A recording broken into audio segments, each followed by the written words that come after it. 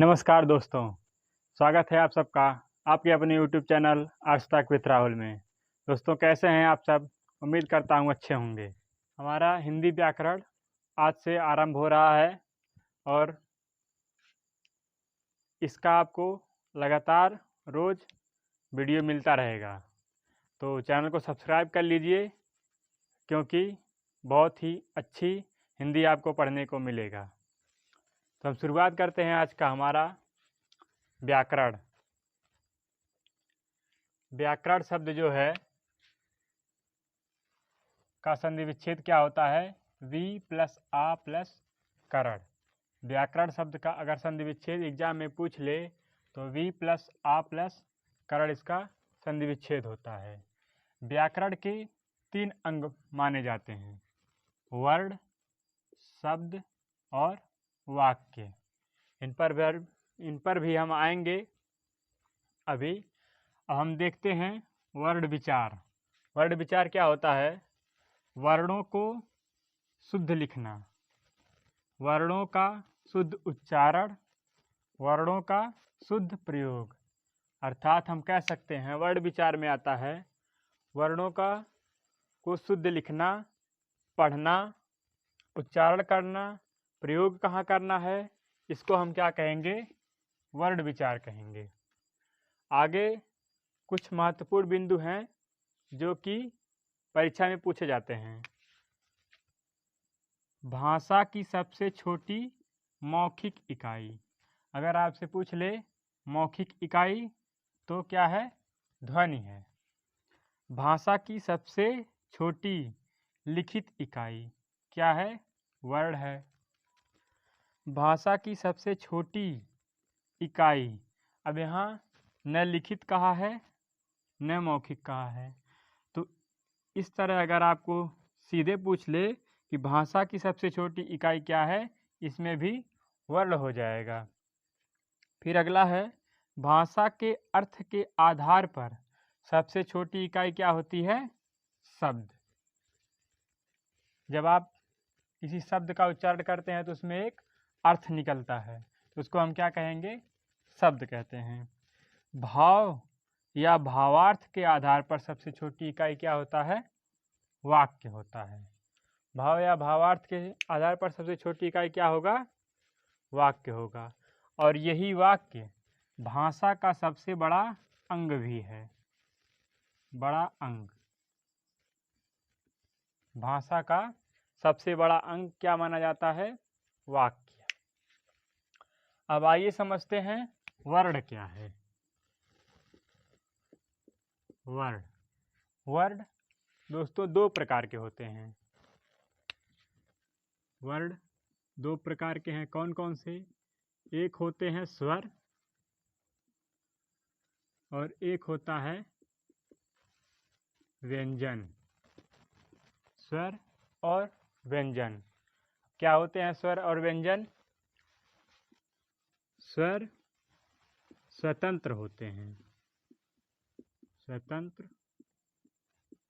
होते हैं, मतलब इनको लिखते समय किसी भी व्यंजन का प्रयोग नहीं करेंगे। और ये क्या होंगे? स्वतंत्र नहीं होंगे। अर्थात जब किसी व्यंजन को लिखा जाएगा तो उसमें स्वर का प्रयोग किया जाएगा, और जब किसी स्वर को लिखा जाएगा तो व्यंजन का प्रयोग नहीं किया जाएगा। दूसरा पॉइंट हम डालकर लिख सकते हैं, इनकी संख्या 11 होती है। संख्या इनकी कितनी है? 11। और इनकी संख्या होती है 33। तो 33 और 11 मिलकर कितना हो जाएगा? 44। तो वर्णों की अगर कुल संख्या हम माने तो 44 होती है, लेकिन इसमें संयुक्त व्यंजन होते हैं और अयोगवाह होते हैं, उनको हम आगे देखेंगे। अब दोस्तों वर्ण है, आपको कभी कभी सुनने में मिलता है कि अक्षर। अक्षर क्या होता है? यहाँ लिखेंगे अक्षर। अक्षर क्या है? वे वर्ण जो उचित क्रम में बोले या लिखे जा सकें, उनको क्या कहेंगे? हम अक्षर कहेंगे। वे वर्ण जो उचित क्रम में बोले या लिखे जा सके। ये बिल्कुल नया होगा आपके लिए, लेकिन अक्षर किसे कहेंगे हम? वे वर्ण जो उचित क्रम में बोले या लिखे जा सकें। अक्षर में कई वर्ण हो सकते हैं, जैसे राम, ये इसका एक उचित क्रम है बोलने और लिखने का। बरगद, इसको अन्य भाषा में शब्द भी कह सकते हैं, लेकिन अक्षर भी इसे कहा जा सकता है।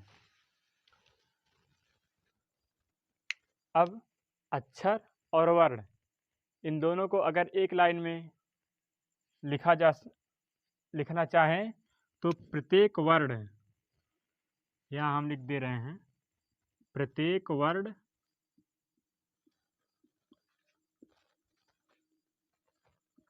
अक्षर होते हैं लेकिन प्रत्येक अक्षर वर्ण नहीं होते। प्रत्येक वर्ण अक्षर होते हैं और प्रत्येक अक्षर वर्ण नहीं होते हैं। थोड़ा प्रकाश डालते हैं कि स्वर किसे कहते हैं और किन किन वर्णों को स्वर कहा जाता है। तो हम आगे लिखा चुके हैं, ये स्वतंत्र होंगे, संख्या इनकी 11 होगी और इनको बोलने के लिए किसी अन्य व्यंजन की या किसी अन्य वर्ड की सहायता नहीं ली जाएगी। इनकी संख्या है 11 और ये 11 हैं। अ, आ, ई, उ, दीर्घ उ, री, ए, ओ और औ। दोस्तों ये रहे 11 स्वर। कितने हो गए? 1 2 3 4 5 6 7 8 9 10 11, ये हो गए स्वर। अब इनको लिखते समय या उच्चारण करते समय किसी व्यंजन की सहायता नहीं ली जाती। अब इनका प्रयोग कैसे होता है? ये मान लीजिए लिखा हुआ है स, ये क्या है? व्यंजन है। अगर इसका हम वर्ण विच्छेद करेंगे तो ये हो जाएगा स प्लस अ। किसी व्यंजन को हम लिख रहे हैं तो इस तरह लिख रहे हैं और आ रहा है, मतलब स्वर आ रहा है। लेकिन अगर हम अ का उच्चारण बस करें या अ को लिखें तो इसमें कोई व्यंजन नहीं आएगा।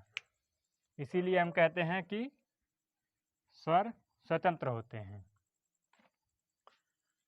अब आइए देखते हैं अयोगवाह। अयोगवाह, इनकी संख्या 2 होती है। कौन कौन सी? अंगा और आहा, ये हैं अयोगवाह। लिखे कहाँ जाते हैं? ये मान लीजिए यहाँ से स्वर शुरुआत हुआ, ये लिखे जाएंगे यहाँ, फिर यहाँ से क ख लिखा जाएगा। इसका मतलब स्वर के बाद में और व्यंजन के पहले लिखे जाते हैं। इनको क्या कहा जाता है? अयोगवाह। और ये लगते कहाँ हैं? ये सिर्फ स्वर पर लगते हैं।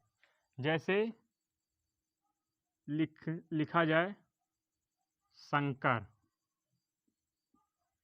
अब ये आप अयोगवाह का अनुस्वार देख रहे हैं, लेकिन ये स पे नहीं लगा है। इसका हम अगर संधि विच्छेद करेंगे, स प्लस अ क अ र, ऐसे होगा। तो अब आप देखिए यहाँ जब हलंत लगा तो ये स्वर बाहर निकल कर आया और इस पर इसका प्रयोग हुआ है। तो आपको समझ में आ गया होगा कि व्यंजन पे अयोगवा का प्रयोग नहीं होता है, सिर्फ स्वर पर हम इसका प्रयोग कर सकते हैं। मान लीजिए अगर ये स ऐसे कोई शब्द होता तो हम यहाँ इसका प्रयोग नहीं कर पाएंगे, क्योंकि यहाँ हलंत लगा है। किसी शब्द पे जब हलंत लग जाएगा तो वहाँ अयोगवाह का प्रयोग नहीं होगा।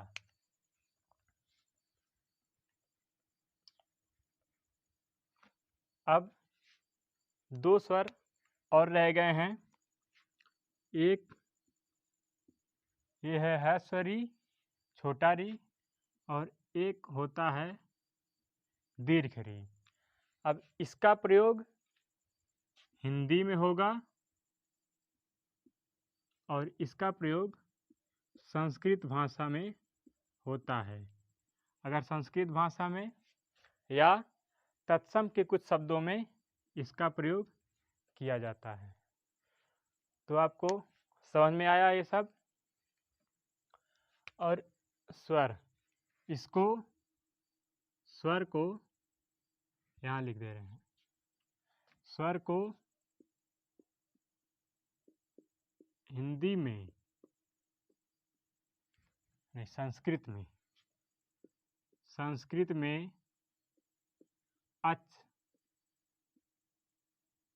अच के नाम से भी जाना जाता है। तो स्वर को संस्कृत में किस नाम से जाना जाता है? अच के नाम से भी जाना जाता है। दोस्तों, आज के लिए बस इतना ही। बहुत गर्मी है।